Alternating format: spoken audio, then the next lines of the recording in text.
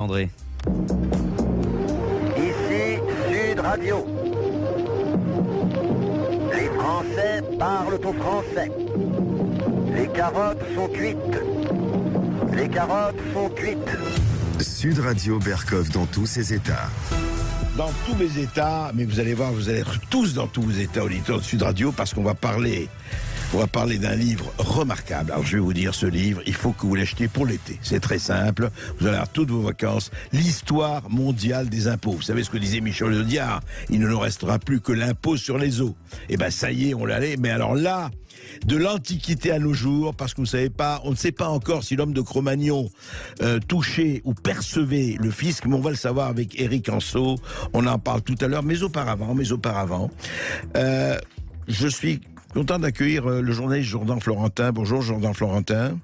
Bonjour André Berkov, merci de me recevoir. Alors vous êtes donc quand il y a eu la manifestation contre la réforme, contre le projet de loi de la réforme des retraites, soyons précis, il vous est arrivé quelque chose. Vous êtes journaliste à Boulevard Voltaire, si je ne m'abuse. Un reporter chez Boulevard Voltaire. D'accord. Vous n'avez pas peur de Boulevard Voltaire, vous? Non. Moi, j'ai peur de pas grand-chose, ni pas de grand monde. Hein. Sauf, je vais vous dire, parce qu'on me demande, vous savez, quand j'entends, vous savez, phobe, est-ce que vous êtes islamophobe, transphobe, etc. Je ne suis absolument pas. Je ne suis que conophobe.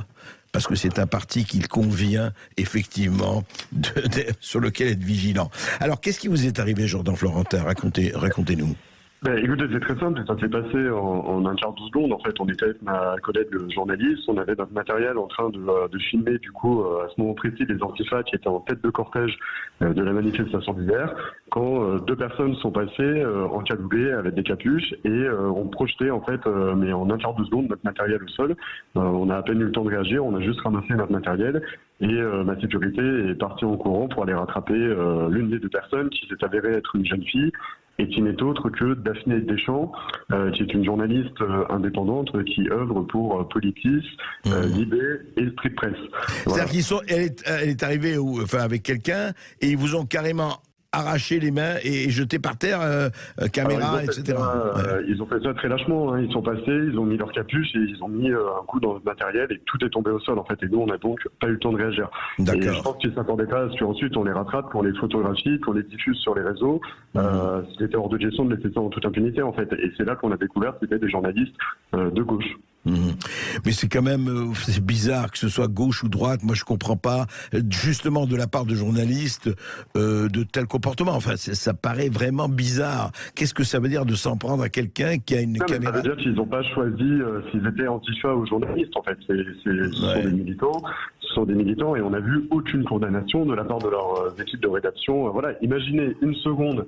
Si j'avais fait ça à un journaliste de Libération ou de Quotidien, rappelez-vous quand Pascal Praud a osé remettre un peu en doute Yann Barthès, les insultes qu'il s'est pris en retour, enfin voilà, mais ça s'inscrit globalement quand même dans une ambiance délétère, un peu appelée par la NUPES de manière générale. Regardez encore hier Sandrine Rousseau qui n'était pas contre que des élus attaquent d'autres élus. Aujourd'hui, c'est des journalistes qui attaquent d'autres journalistes. Ouais. On est dans un monde de fous, en fait. Oui, c'est assez terrifiant. Vous savez, surtout le jour où on annonce la mort de Philippe Tesson, à qui j'ai rendu hommage, qu'elle est extraordinaire journaliste et grand monsieur, enfin que j'ai bien connu et on est un certain de milliers à être bien connu avec ce qu'il a fait. Mais à votre avis, juste Jourdan Florentin, c'est quoi? C'est un climat, vous parlez de climat délétère, c'est quoi? C'est-à-dire qu'il y a plus de tout se vaut, tout est possible, c'est en soi, et heureusement il n'y a pas eu mort d'homme ni blessure, mais enfin, ça veut dire quoi? Ça veut dire que si vous n'êtes pas de telle ou telle étiquette maintenant, eh bien, allez, c'est open bar pour vous attaquer ou pour vous agresser? Ça veut dire deux choses. Ça veut dire premièrement qu'il y a une ultra-gauche qui est en roue libre totale dans ce pays. Hein. Vous voyez, hier, on avait quand même des antifas. C'était des antifas qui dirigeaient le cortège des manifestants avec des slogans du type « tout le monde déteste la police ». Non, la réalité, c'est que tout le monde déteste les antifas, pas la police. Et en toute impunité. Ce matin, Gérald Darmanin a annoncé la dissolution d'une association qui s'appelle Bordeaux Nationaliste. En revanche, on n'entend jamais rien sur les antifas. Donc en fait, on laisse l'ultra-gauche sévir partout dans ce pays avec des appels à la mobilisation dans la rue, à aller quasiment supprimer physiquement les journalistes de droite et les idées de droite. Et on est vraiment dans cette banalisation en fait d'une ultra-gauche qui est en roue libre totale.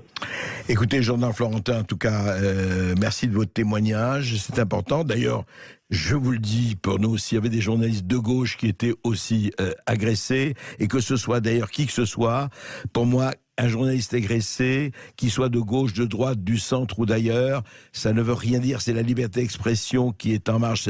Ce n'est pas par l'agression et la violence qu'on résoudra quoi que ce soit. On le sait. On sait que ce sont des mots, mais c'est vrai aussi qu'il faudrait sévir et il faudrait qu'il y ait des sanctions, et pas seulement pour les journalistes agresseurs. Il faudrait des sanctions pour tous ces gens qui estiment qu'ils peuvent se faire ce qu'ils veulent parce qu'ils ont le sentiment qu'ils peuvent le faire parce qu'il y a impunité. Il faudrait que ça cesse.